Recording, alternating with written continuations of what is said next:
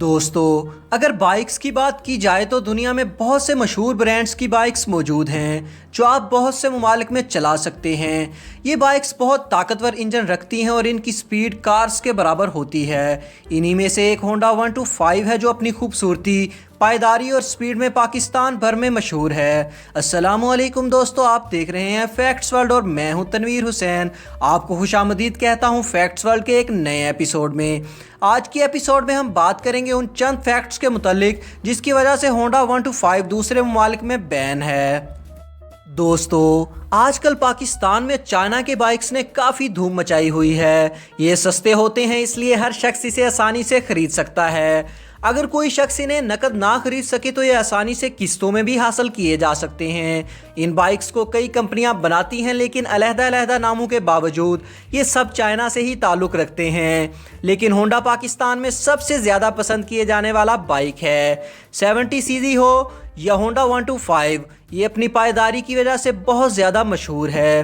خاص طور پر یہ اپنی شیر والی دھاڑ کی وجہ سے جو کہ بہت ہی خوبصورت ہے، کافی مشہور ہے۔ اور ویسے بھی ہونڈا 125 جیسا ساؤنڈ پاکستان میں کسی بھی دوسرے بائک کا نہیں ہے۔ دوستو پاکستان کی نوجوان نسل اس موٹر سائیکل کی کافی دیوانی ہے۔ اس بائک کی خوبصورتی میں اور اضافہ تب ہوا جب ہونڈا نے بلیک سائلنسر کا استعمال کیا۔ اس سائلنسر نے موٹر سائیکل کی خوبصورتی کو 4 چاند لگا دیے۔ دوستو اگر ہونڈا موٹر سائیکل کی ہسٹری کی بات کی جائے تو یہ موٹر سائیکل 1976 میں جاپان میں بنائی گئی۔ اس کے علاوہ یہ موٹر سائیکل ترکی، برازیل اور یورپ میں بہت مشہور ہوا۔ دوستو 125 اپنی گڈ لک اور شاندار آواز کی وجہ سے دنیا کے کئی ممالک میں مشہور رہا ہے۔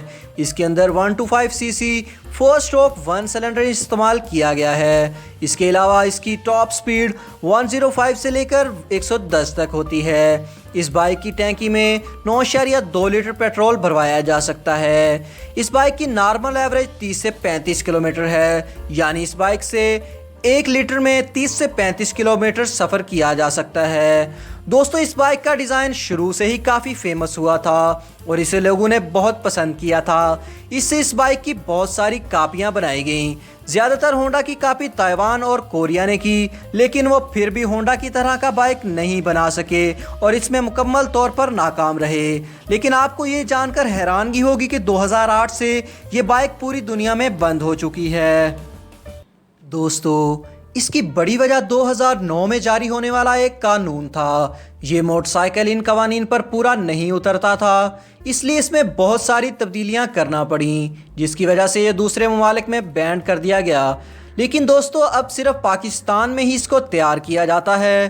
پاکستان میں اٹلس ہونڈا کمپنی سے آج بھی بناتی ہے اور یہ آج بھی صرف اور صرف پاکستان میں مینوفیکچر کیا جاتا ہے، اس لیے یہ پاکستان کا نمبر 1 موٹر سائیکل مانا جاتا ہے، جیسے پاکستانی عوام بہت زیادہ پسند کرتی ہے۔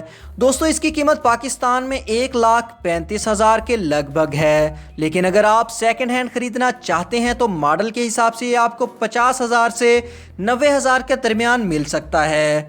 پاکستان میں مشہور ہونے کی وجہ سے اس بائک کی مارکیٹ بہت زیادہ ہے۔ یہ مارکیٹ میں آسانی سے سیل پرچیز کیا جا سکتا ہے، اس لیے پاکستانی اس بائک کو بہت زیادہ پسند کرتے ہیں۔ دوستو اگر آپ کو بھی یہ پاکستانی بائک پسند ہے تو کمنٹ باکس میں مجھے ضرور بتائیے گا، اور نیکسٹ ایپیسوڈ کے لیے ہمارے چینل کو سبسکرائب کرنا مت بھولیے گا۔ نیکسٹ ایپیسوڈ تک اللہ حافظ۔